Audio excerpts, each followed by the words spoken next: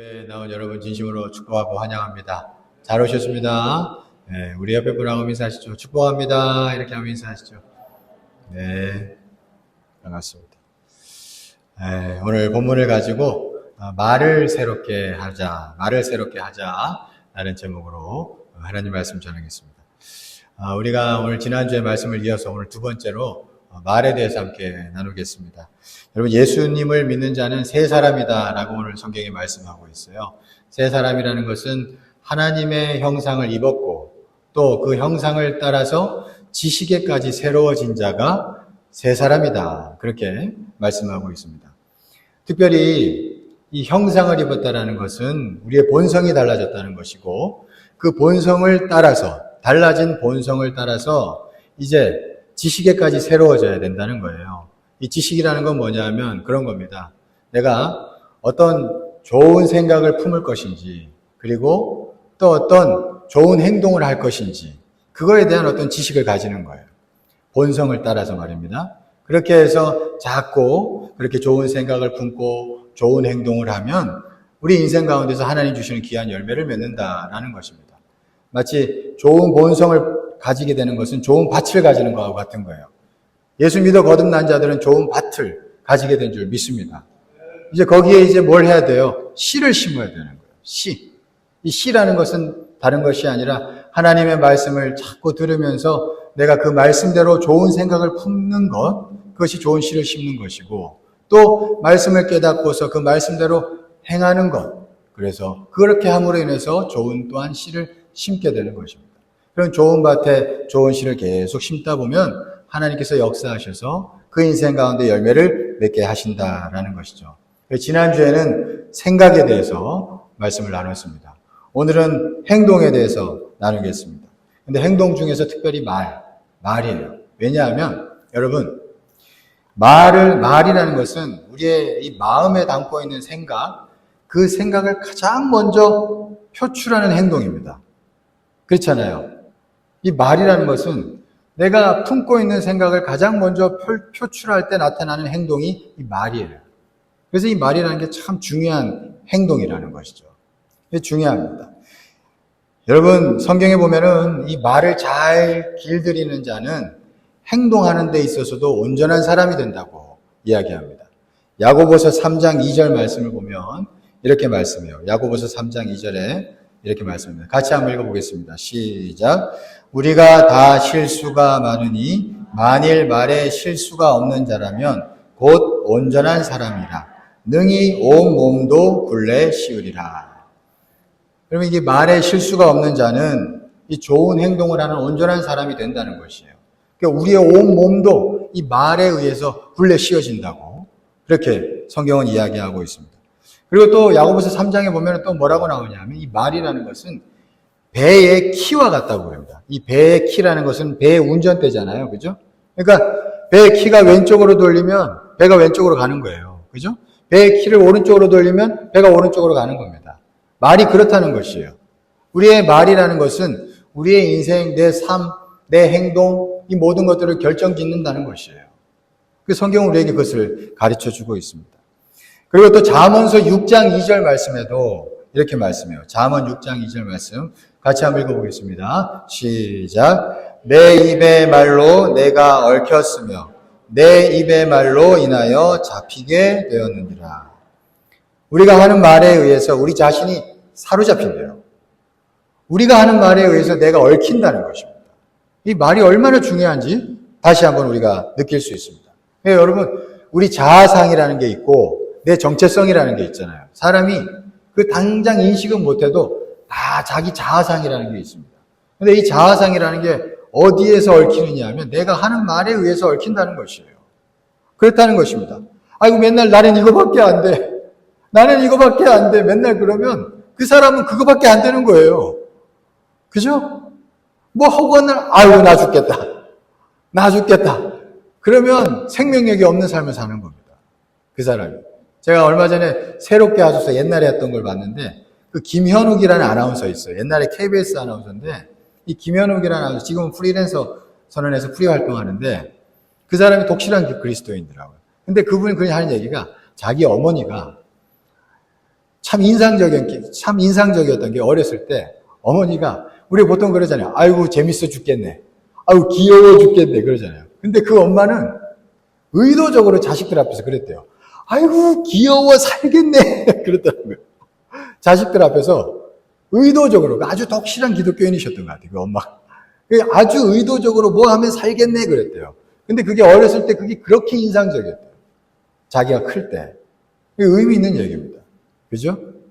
말 한마디가 중요하다는 걸 아시기 때문에 그 어머니는 그렇게 했던 거예요. 여러분, 말 한마디에 의해서 우리가 내 자아상이 결정지어집니다. 여러분, 세례 요한 있죠, 성경에? 여러분, 세례 요한을 성경에 보면 신약에서 뭐라고 표현했어요? 광야에 외치는 자의 소리라 그랬어요. 이 마태복음에 보면. 근데 여러분, 이게 이사야서에 나온 말씀입니다. 여러분, 이걸 잘 생각하세요. 아마 세례 요한은 성경을 많이 본 사람이기 때문에 분명히 그랬을 거예요. 성경 읽으면서 이 이사야서 말씀에 광야에 외치는 자의 소리를 늘 읊조렸을 겁니다. 자기도 읊조린 거예요, 그걸. 그래서 자기가 광야에 외치는 자의 소리라는 분명한 자아상이 있었던 사람. 그러니까 그는 광야에 나가서 외친 거예요, 진짜. 메뚜기 먹고 석청 먹으면서 그는 외쳤어요, 광야에서. 왜? 그 사람이 진짜 광야에 외치는 자의 소리가 된 거예요. 이사야서 말씀을 늘 읊조렸기 때문에 그가 스스로 그 말에 얽혀버린 거예요. 그는 진짜 광야에 외치는 자의 소리가 된 것입니다. 이 말, 스스로 하는 말이 얼마나 중요한지 몰라요. 그 스스로 거기에 얽히게 됩니다. 여러분, 그 뉴욕에 있는 한인교회 중에 제일 큰 교회가 있어요. 퀸즈 한인교회라는 교회가 있습니다. 근데 이제 이 한인교회를 개축해서 이제 이렇게 일으키신 분이 계신데, 한진관 목사님, 김태열 사모님, 이 두 내가 개척해가지고 그 교회를 막 일궈내신 분이에요. 근데 특별히 김태열 사모님에 대해 잠깐 말씀을 드리려고 하는데, 이 김태열 사모님이 참 밝은 분인데, 근데 이분이 어떻게 보면 그렇지 못했을 수도 있는 분입니다. 왜냐하면 여자로서 이분이 얼굴에 상처가 있어요. 우리가 잘 아는 그 곰보라고 하죠, 곰보. 어렸을 때 천연두를 알아가지고 얼굴이 이렇게 얽힌 분이에요. 어떻게 보면 어렸을 때 여자로서 자랄 때 상처가 있을 수 있는 분입니다. 그죠? 근데 이분 얘기가 그래요. 어렸을 때 천연두 알아가지고 자기하고 자기 다른 이제 남매 2명, 형제 2명이 천연두를 알았대요. 3명이 아는 거죠. 그래서 죽게 된 거예요. 그래가지고, 아유, 큰일 났대. 뭐 약을 써도 안 되고 그래서 그 엄마가 일단 교회, 그 시골 교회 전도사님한테 무조건 데려갔대요. 뭐 약을 써도 안 되니까. 데려가가지고 전도사님 기도 좀 해주세요. 기도 좀 해주세요. 그런 거예요. 그래가지고 간절히 3명을 기도해 줬답니다. 근데 2명은 죽은 거예요. 그리고 이 사모님만 산 거예요. 그리고 나서 이제 살긴 살았는데 얼굴이 이제 여러분 알다시피 곰보가 되신 거죠. 얽힌 거예요. 상처가 남은 거죠. 근데 이제 이분이, 이 사모님이 이제 클 때, 어렸을 때, 그 엄마가 늘 그러셨대요. 야, 너는 하나님이 살렸어. 너가 기도받고 너 살아난 거야. 너 하나님이 살렸어. 너는 특별한 아이야. 너 공부 열심히 해라. 너 훌륭한 사람 될 거야. 그냥 허구한 날 이 얘기를 밥 먹듯이 하셨대요. 너는 하나님이 살렸어. 기도해서 나왔어, 너. 너 하나님이 살렸고, 너 특별한 사람이야. 너 훌륭한 사람 될 거야. 공부 열심히 해라. 이걸 그냥 밥 먹듯이 얘기하고. 그러니까 이분도, 아, 나 하나님이 살렸구나. 하나님이 나 살렸어. 그 얘기를 자꾸 듣다 보니까 자기 스스로도, 아, 하나님이 나 살렸지. 하나님이 나 살렸어. 스스로도 계속 그렇게 얘기한 거야. 그래서 나 열심히 살아야지. 그래서 그냥 공부를 열심히 했대요. 그래가지고 이분이 이제 이화여대 그때 당시 나이, 이화여대 가가지고 공부해가지고 이 미네소타 주립대학교 유학까지 간 거예요. 그러니까 여러분 이때 당시 여자분이 유학까지 가는 게 쉽지 않습니다. 솔직히. 그 사회적인 편견 다 뚫어야 돼요. 그러니까 이분이 스스로 자존감이 높았다는 걸 알 수 있어요. 그 여인이 어떻게 보면 이 상처를 가지고 있는 여인인데도 그냥 스스로 그 자존감이 높았던 거예요. 근데 이게 어떻게 될 수 있었냐면, 이게 이거 상처 가지고 생각한 게 아니라 하나님이 나 살렸어. 이 생각을 계속 하니까 스스로 자존감이 높아져가지고 그냥 다 돌파하면서 유학까지 간 거죠. 그리고 유학 가서 이 한진관 목사님을 만났는데, 이 얘기도 들어보니까 이 목사님이 먼저 이 사모님한테 대시를 한 게 아니라 사모님이 먼저 대시를 했대요. 이게 자존감이 진짜 높으신 거예요. 그죠? 여자로서 이거 다 상관없는 거예요. 그냥 먼저 대시해가지고 두 분이 만나가지고 결혼했대요. 그래가지고 열심히 목회해가지고 교회가 부흥했다. 그 얘기를 하더라고요. 그러니까 이분이 다시 말하지만 하나님이 나를 살렸어. 스스로 그렇게 말하면서 스스로 거기에 얽힌 거예요. 그러니까 그 스스로 돌파하면서 승리하고 그래서 그의 인생 가운데 많은 열매를 맺게 되었다는 것을 여러분 간증하고 있습니다. 여러분 간단한 얘기 같지만 분명한 뜻이 있고 진리가 있어요. 여러분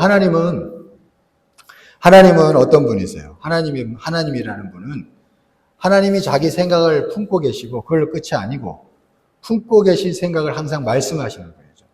근데 여러분이 하나님이 품고 계신 생각을 말씀하시면 그 말씀은 반드시 창조되는 줄 믿습니다. 여러분 이게 하나님이세요. 그러니까 우리도 그 하나님의 형상을 입은 자들이잖아요. 우리도 하나님의 말씀을 품고 하나님의 생각을 하면서 말을 하면 우리의 삶 가운데 창조의 역사가 나타나게 되는 줄 믿습니다. 여러분 말이라는 게 그런 거예요. 여러분 성경에 아브라함이 자식이 없었어요. 그때 하나님이 99세 때 하나님이 오셔가지고 무슨 일을 하신 줄 아세요? 아브라함의 이름을 바꿔주셨어요. 아브람인데 아브라함이라 해라 그랬어요. 사레도 사라라 해라 그랬어요. 이름이 바뀌었어요. 이름 바뀐 이름의 뜻이 뭔 줄 아세요? 많은 무리의 아버지, 많은 무리의 어머니란 뜻이에요. 그러니까 여러분 이게 무슨 얘기예요? 99세 때 정말 다 끝났다고 할 때 하나님이 그 사람들의 두 사람의 이름을 바꿔주셔가지고 서로 말하게 하신 거예요. 아브라함, 사라 이렇게 이름을 말하게 한 거예요. 서로. 그럼 무슨 얘기예요? 계속 너는 많은 무리의 아버지가 될 거야. 너는 많은 무리의 어머니가 될 거야. 말한 거예요. 그 1년 동안 말을 계속 한 거예요. 말을 1년 동안 하다가 1년 지난 100세 때 진짜 자식 이삭이 태어나게 됐다는 거죠. 여러분 그게 성경에서 우리에게 가르쳐주는 내용입니다. 하나님이 하신 일은 계속 말하게 하신 거예요. 그죠? 말하게 하신 거예요. 그러니까 말하는 가운데 하나님께서 창조 역사를 아브라함에게도 나타내셨다는 것이죠. 가나안 땅 정탐할 때도 마찬가지입니다. 이 정탐할 때 보면은 12명 중에 10명은 뭐라고 하는지 아세요? 우리는 메뚜기다 그랬어요. 메뚜기라 그랬어요. 메뚜기. 근데 2명은 참 이 성경에 보면 신기한 거예요. 2명은 뭐라고 얘기했냐면 저들은 우리의 먹이다 그랬습니다. 그게 말이 달라집니다. 말이. 생각만 달랐던 게 아니라 말도 달랐던 거예요. 그죠? 지난주에 생각이 달랐다 그랬잖아요. 근데 말도 달랐던 거예요. 어떤 10명은 우리는 메뚜기야 그랬는데 2명은 우리의 먹이야 그런 거예요. 그 말에 얽혀버렸죠. 그래서 주님께서 진짜 그 2명, 우리의 먹이라고 했던 사람들은 40년이 지나서 그 땅을 차지하게 하셨지만 그 10명과 나머지 모든 그 10명을 따랐던 자들은 그냥 광야 생활만 맨 돌다가 생을 마감하게 하셨어요. 여러분 그렇습니다. 민수기 14장 28절 말씀 한번 보시죠. 민수기 14장 28절. 우리 다 같이 한번 읽어보겠습니다. 같이 한번 읽어보겠습니다. 시작. 그들에게 이르기를 여호와의 말씀에 내 삶을 두고 맹세하노라. 너희 말이 내 귀에 들린 대로 내가 너희에게 행하리니. 참 어떻게 보면 두려운 말씀이에요. 참 들을 때마다 다시 한번 새겨지는 말씀입니다. 그죠? 하나님이 뭐라 그래요? 우리 말하는 대로 하신다는 거예요. 참 두려운 말씀이지만 또 한편으로 기회의 말씀인 줄 믿습니다. 그러니까 여러분 우리 말하는 대로 하나님이 그대로 들으시고 그대로 행하시겠다는 거예요. 이 말씀을 우리는 늘 다시 듣고 다시 들어야 돼요. 다시 깨달으셔야 됩니다. 다시 한번 새기고 내가 말 잘해야지. 그런 생각하시면서 다시 우리는 말을 제대로 해야 할 줄 믿습니다. 여러분 늘 그렇게 말하십시오. 우리 교회에 대해서도 말할 때 늘 긍정적으로 말씀하시고 우리 가정에 대해서 말씀하실 때도 늘 긍정적으로 말씀하시고 내 인생에 대해서 말할 때도 늘 긍정적으로 말씀하시는 저와 여러분 되기를 간절히 축원합니다. 주께서 우리 말을 들으시고 그대로 행하신다 하셨어요. 여러분 그대로 이루어질 줄 믿습니다. 우리 교회 300명 모일 줄 믿습니다. 여러분 말한 대로 되는 거예요. 말한 대로 믿습니다. 네. 또 우리가 말을 잘해야 되는 이유가 또 있어요. 여러분 우리 생각, 내 영혼이 깨끗해질 수 있는 비결도 내 말에 달려있어요. 여러분 내가 나쁜 생각이 일어날 수 있어요. 사람인지라 죄인이기 때문에 나쁜 생각이 일어났을 때 그때 그 마음 따라서 나쁜 말을 해버리면 우린 더 더러워집니다. 그러나 여러분 나쁜 생각 들어와도 내면에서 싸워서 결국 긍정적인 말을 내뱉으면 우리의 속에 있었던 나쁜 생각도 잠재워질 수 있습니다.